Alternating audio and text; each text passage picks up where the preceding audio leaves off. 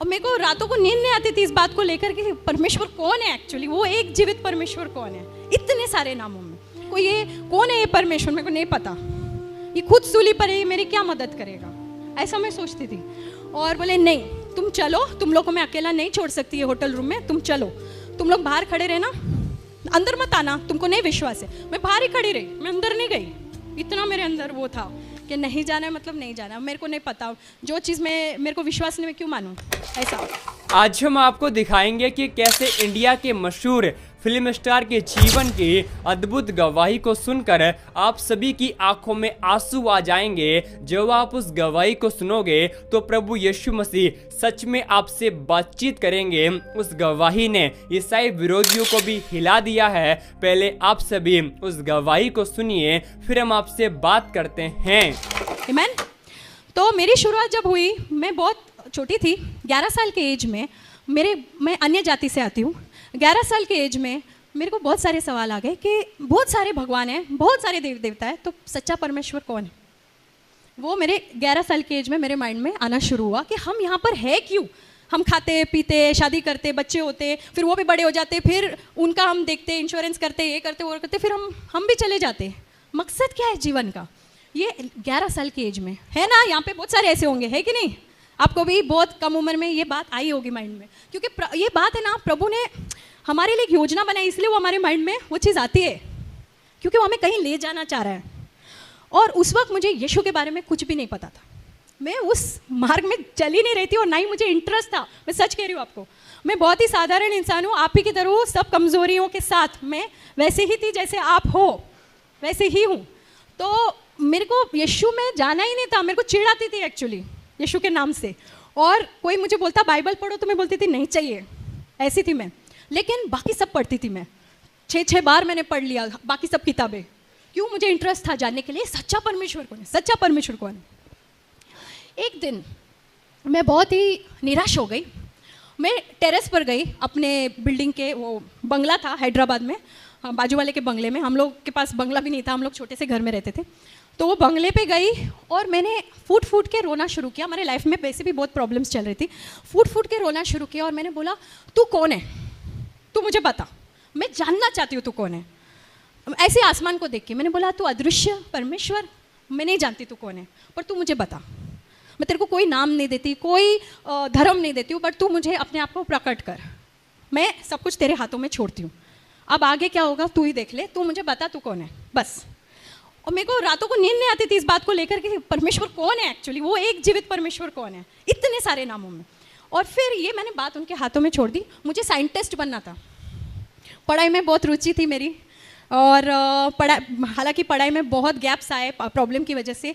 तो जब मैं 10वीं कर रही थी मुझे लगा कि मैं कॉलेज भी जाऊंगी। मेरा प्राइवेट 10th कर रही थी, मैंने फॉर्म्स भी भर दिए थे। ये जब मैं 16 साल की थी, ये तब की बात है। तब तक ये सवाल और भी गहरा होता गया। मैंने गॉड से टेरेस पर ये रो के पूछा। उसके 3 महीने के अंदर कुछ ऐसा बड़ा हादसा हुआ, मेरे पिताजी गायब हो गए। वो मुंबई में रहते थे, हमारे खर्चे के लिए यहाँ से मुंबई से हैदराबाद पैसे भेजते थे। उसी खर्चे पे, उसी पैसे पे हमारा घर चलता था, रेंट, खाना पीना जो भी है।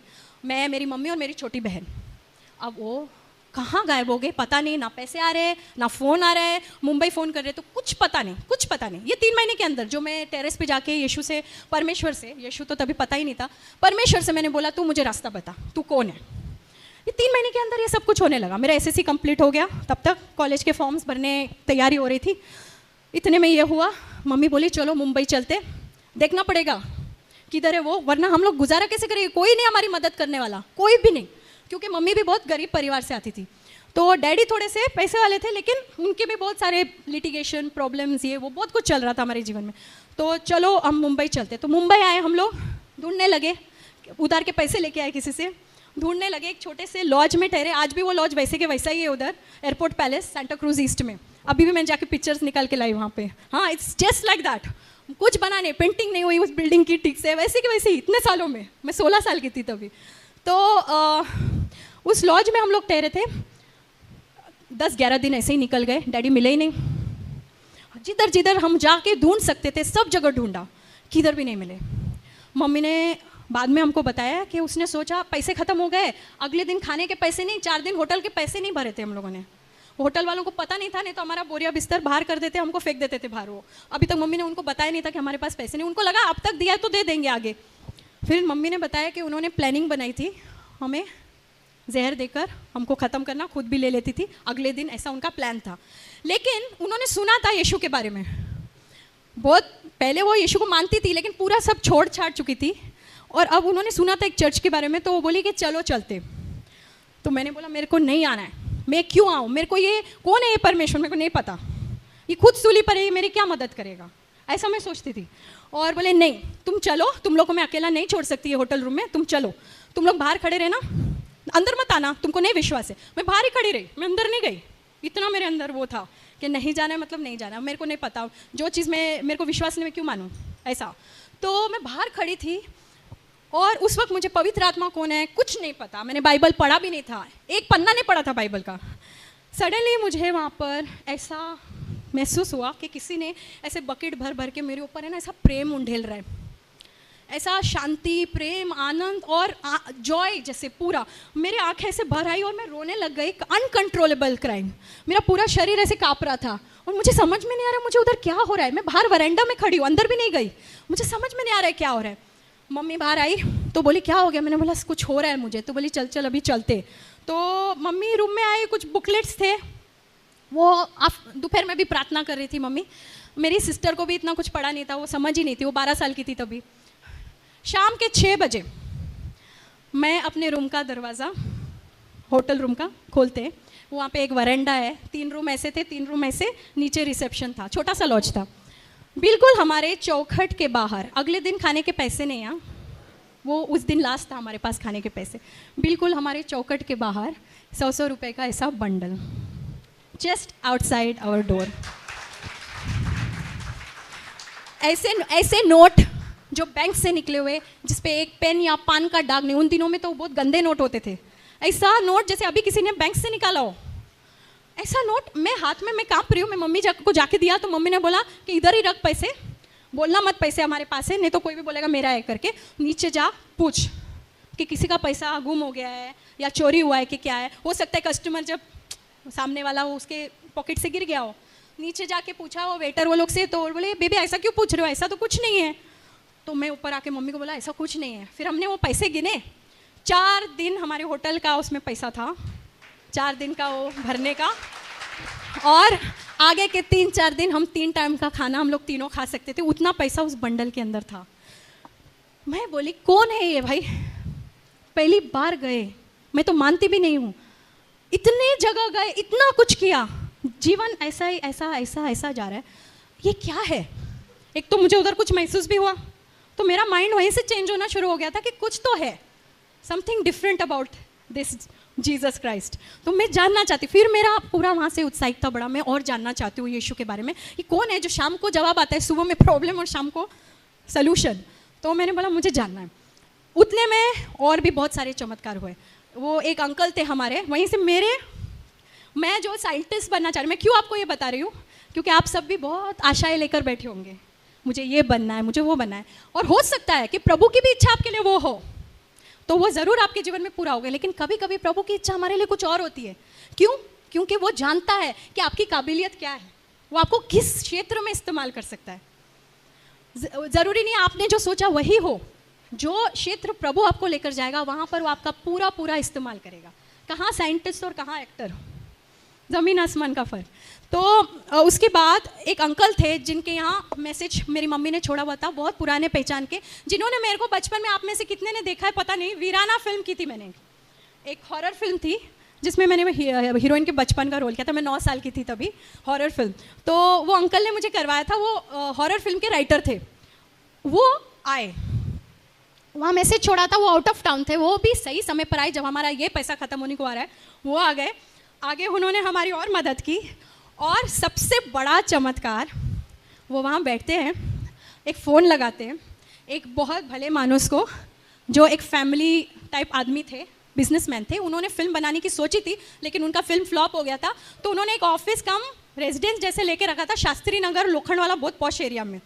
अब वो 8 महीने का रेंट भर चुके थे वहाँ पे, और वो ऑफिस यूज़ ही नहीं कर रहे थे, और वो जो लैंडलॉर्ड थी वो पैसे वापस नहीं कर रही थी, बोली कि 8 महीना रह के आप छोड़ दो।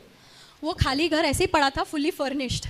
इनको उसी वक्त उनकी याद आना, ये उनको फ़ोन करके बोलते हैं कि एक फैमिली है, परिवार, इनके डैडी अभी तक इनको मिले नहीं हैं। तो उनके खुद के 3 बेटियाँ, तो उनको भी फीलिंग हुई, वो ममता जगी उनमें, और बोला कि इनको आने दो, रहने दो, जब तक इनके डैडी मिलते 2-3 महीना हम सीधा एक लॉज रूम से सीधा एक पूरे बहुत ही फुली फर्निश्ड टीवी फ्रिज वाले घर में हम लोग शिफ्ट हो गए, और वो भी बिना किसी मतलब, बिना किसी गलत इसके। मैंने ऐसा प्रभु का, मैं अभी इतना समय नहीं है मैं सब बांटूं, पर इतनी चीज़ें हुई, अनबिलीवेबल चीज़ें, जैसे मतलब आप सोच नहीं सकते। प्रभु ने जो कहा ना, तुम विश्वास करोगे, तुम पहाड़ से कहोगे यहाँ से वहाँ हो जा, और वो होगा। शायद पहाड़ नहीं हुआ अब तक, क्योंकि हमारा विश्वास भी अभी वो लेवल में पहुँचा नहीं, लेकिन बहुत ऐसी चीज़ें हुई जो नहीं, असंभव थी मेरे जीवन में। और बहुत बड़ी कहानी को थोड़ा छोटा करते हुए, मैं ऐसे एक्टर बनी, वहाँ से मेरी शुरुआत हुई। मुझे फिल्म्स मिलते गए, मेरा फोटो सेशन फ्री में हो गया, फिल्म्स मिलते गए, नया प्रोड्यूसर, नया हीरो, फिल्म बनी नहीं, अच्छे लोग थे, गलत काम नहीं था उसमें, फिल्म्स बनी नहीं, लेकिन पैसे आते रहे 3-4 फिल्में बनी नहीं मेरी, पर मेरे को पैसे मिलते रहे, मेरा गुजारा शुरू हो गया। डैडी मिले ही नहीं, 2 साल बाद मिले डैडी।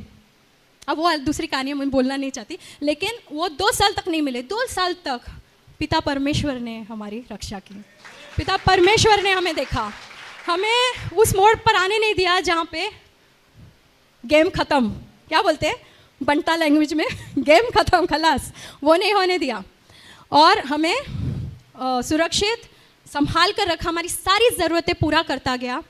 और मैं ये नहीं कह रही हूँ कि सब कुछ स्मूथ हो गया, वो भी गलत होगा। परीक्षाएं आई और आती हैं।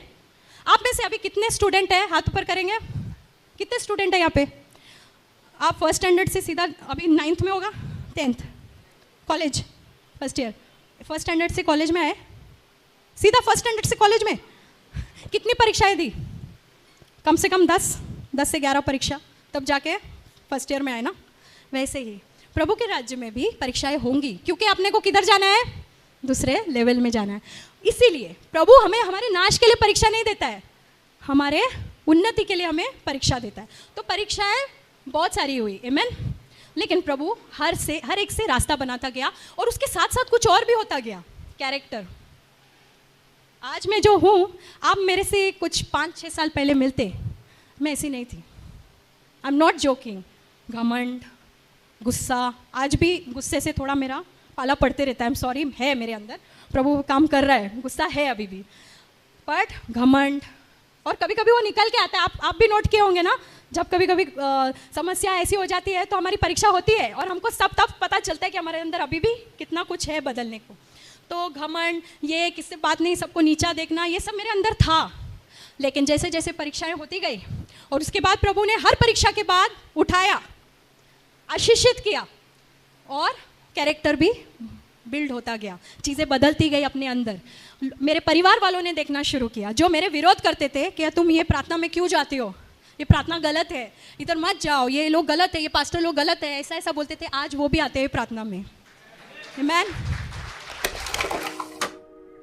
आप सभी इस वीडियो को अभी छोड़ के ना जाए, आप सभी इस वीडियो को पूरा ज़रूर देखें। जैसा कि आपने वीडियो में देखा, कैसे इंडिया के मशहूर फिल्म स्टार के जीवन की अद्भुत गवाही को सुनकर ऐसा हमारा विश्वास है कि आपका विश्वास परमेश्वर के ऊपर और भी मजबूत हुआ होगा, क्योंकि परमेश्वर का वचन कहता है विश्वास करने वाले के लिए सब कुछ हो सकता है। जब आप यीशु मसीह पर विश्वास करते हैं तो आप याद रखें, आपके अंदर एक ऐसी असीम सामर्थ्य पाई जाती है कि परमेश्वर आपके असंभव काम को संभव कर देता है। अगर आज आप यीशु मसीह पर भरोसा करते हैं और आप बीमारी में पड़े हैं, तो आपकी बीमारी वो चंगाई में बदल सकती है। परमेश्वर का वचन इस बात को कहता है, इस संसार में दूसरा और कोई नाम नहीं जिसके द्वारा हम उद्धार को प्राप्त कर सकते हैं। एकमात्र जीवित और सच्चा नाम यीशु मसीह का है, जिसके द्वारा आप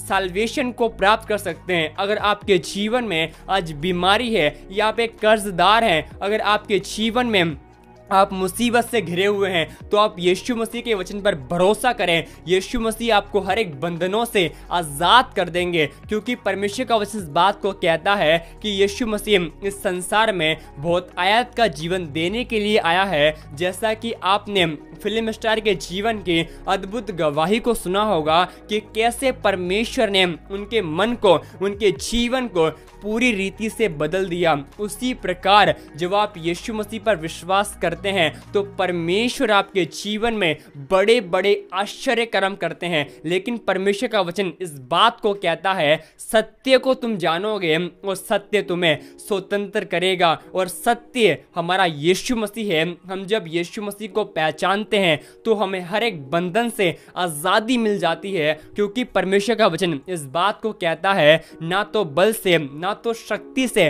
परंतु प्रभु यीशु मसीह की आत्मा के द्वारा हर एक बंधन टूट जाते हैं। परमेश्वर का वचन इस बात को कहता है, यीशु मसीह इस जगत में इसलिए आया है कि हम जीवन को पाए और अनंत जीवन के हम वारिस हो सके। अगर आज आप यीशु मसीह पर विश्वास करते हैं और लोग आपको ताने मारते हैं तो आप डरे नहीं, क्योंकि परमेश्वर का वचन इस बात को कहता है कि तुम्हारे नाम स्वर्ग में जीवन की पुस्तक में लिखे गए हैं। क्योंकि यीशु मसीह का वचन इस बात को कहता है, मसीह में किया गया परिश्रम आपका कभी भी व्यर्थ नहीं जाता है। बताना चाहता हूं, जैसा कि आप सभी जानते होंगे, वो लगातार इस बात को कहते आ रहे हैं कि हमें आने वाले समय के लिए तैयार रहना है। और जो लोग यीशु मसीह पर विश्वास नहीं करते उनको भी हमें प्रार्थना में उठाना है। जैसा कि आप जानती होंगे कैसे आज मसीह समाज वो संकट में पड़ा हुआ है। ईसाई विरोधी जो लोग यीशु मसीह के नाम पर विश्वास नहीं करते, मसीह विरोधी ईसाइयों को सताते हैं। लेकिन परमेश्वर का वचन इस बात को कहता है, धन्य हो तुम जब मनुष्य मेरे कारण तुम्हें निंदा करे, तुम्हें सताए, तब आनंदित और मगन होना, क्योंकि स्वर्ग में तुम्हारे लिए बहुत बड़ा प्रतिफल है। आज आप यीशु मसीह के वचन पर भरोसा करते हैं और आपके जीवन में आप विरोध का सामना कर रहे हैं, तो परमेश्वर आपको बहुत बड़ी ऊंचाई पर लेकर जाने वाला। अगर आपके पास बाइबल नहीं है या आपको नई बाइबल चाहिए तो मैं आपको बताना चाहता हूं, अगर आपको मराठी में या इंग्लिश में या हिंदी में या पंजाबी लैंग्वेज में बाइबल चाहिए तो दिए गए नंबर पर आप हमें व्हाट्सएप पर मैसेज करें। आप हमें व्हाट्सएप पर ही मैसेज करें और आपको बाइबल का एडवांस पेमेंट करना होगा। अगर आपको किसी भी तरह की बाइबल मंगवानी है तो आप हमें ज़रूर बताएं। आप सभी इस गवाही को सुनकर क्या कहेंगे,